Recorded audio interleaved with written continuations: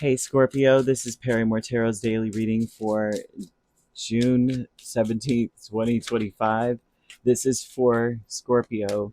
Last shuffle coming out for Scorpio. Scorpio, I almost said this is a your reading for Gemini 17th.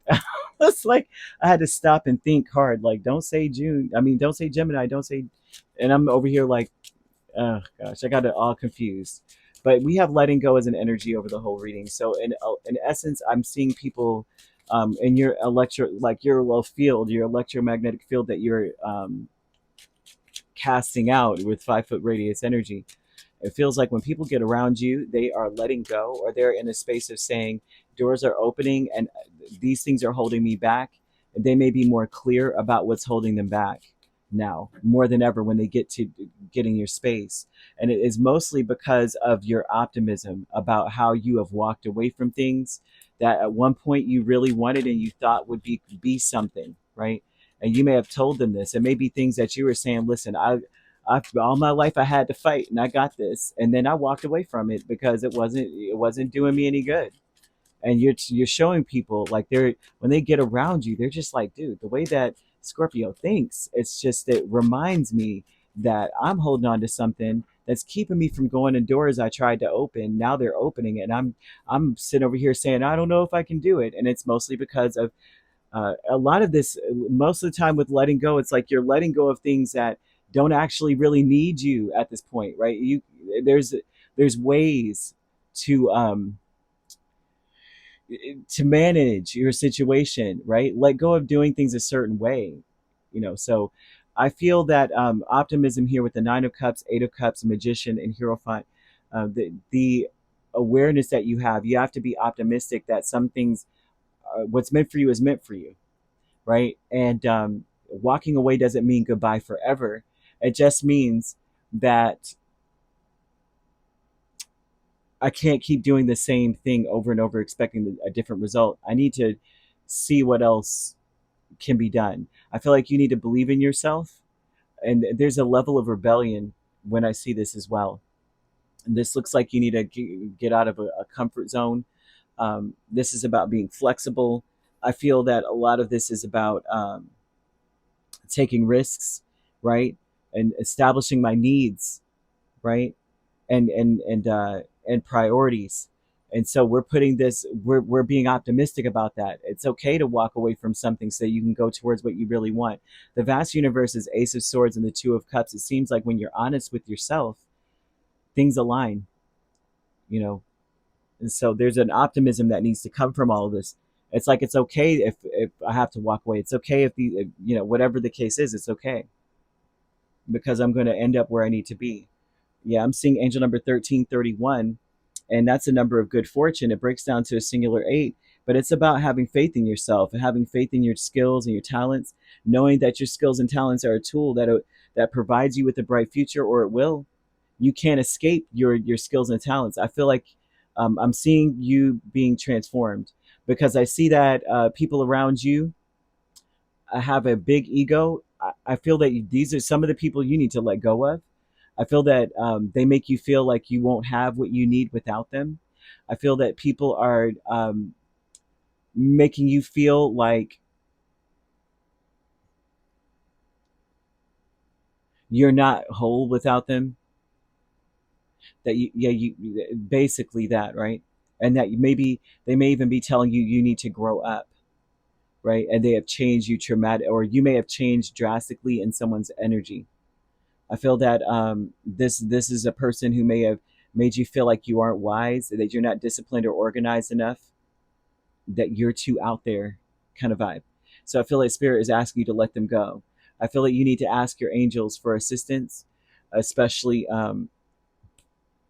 when it comes to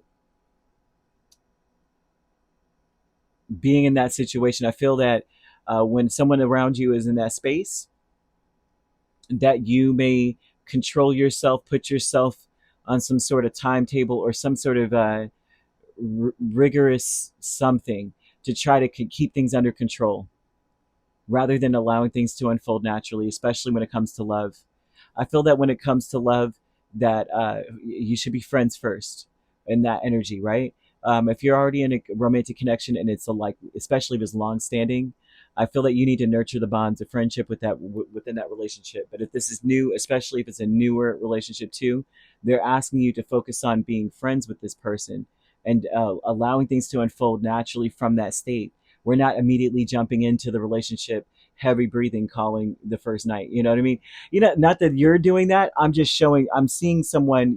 People, when you're talking about, oh, I'm dating, and everyone assumes that dating means that we have already, we have taken each other to bed already.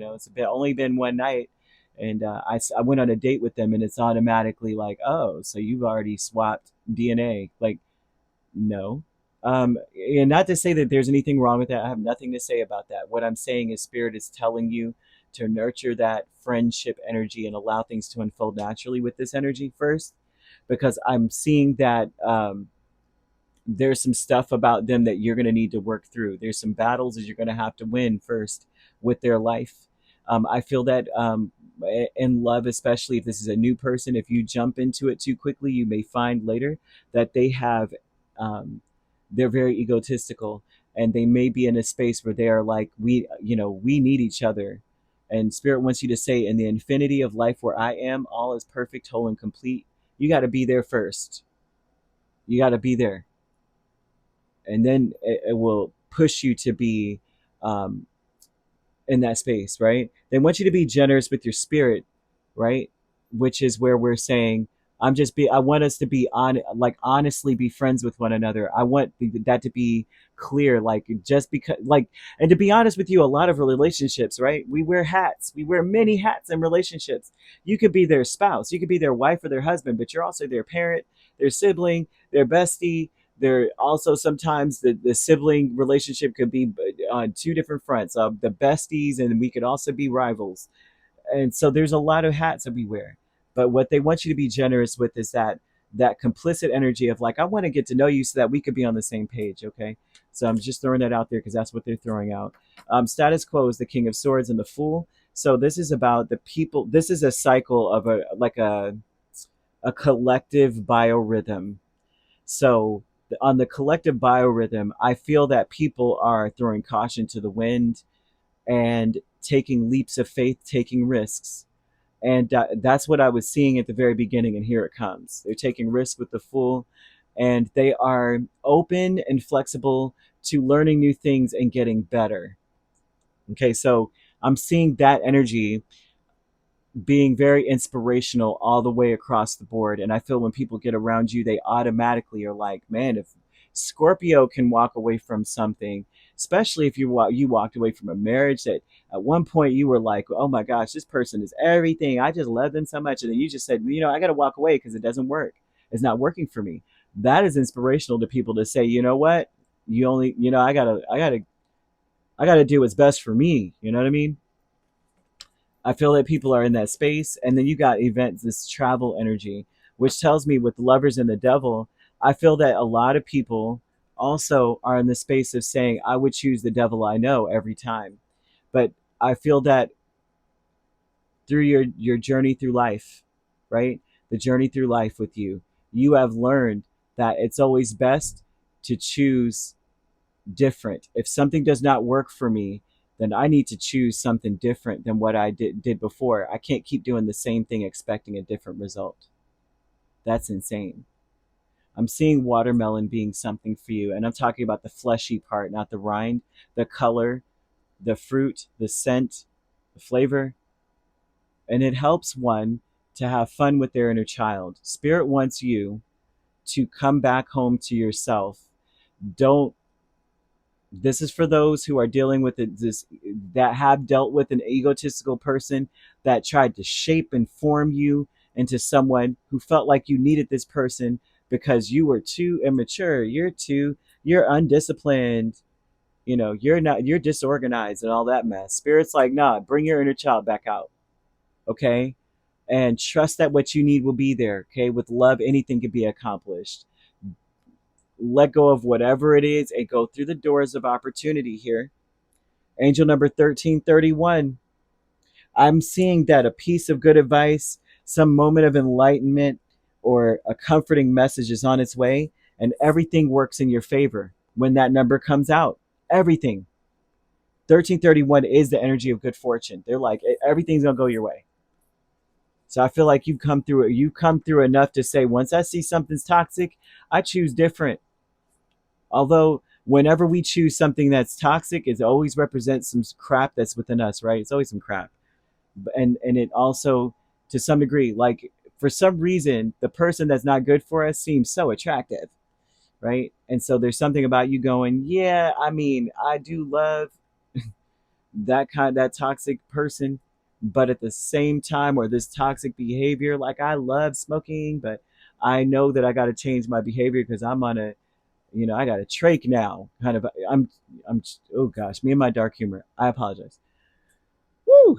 Okay, so anyhow, this is what they're throwing out here. They want you to look into your Saturn and Pluto placements, because you want to look at how you have changed, the propensity of which you change. You want to look into your, like, how you want to look in how things have shaped you in general. Saturn, it speaks of that, the modicum of which we change, I believe. Something to that magnitude. I can't get the right word. It's coming to me, but it's not quite there. Either way, you could be dealing with a Taurus, an Aries, a Gemini, Capricorn. Aries is powerful here, but you also have Libra and Aquarius also. So you could be a Libra Scorpio cusp dealing with a Capricorn Aquarius cusp. I'm seeing Taurus Gemini, Aries Taurus, and it seems to be it. If you're not dealing with those signs, which you don't have to be, those signs could also be in your chart. If you'd like to book a personal reading with me, my links are on my page. Peace, love, and light. Take care.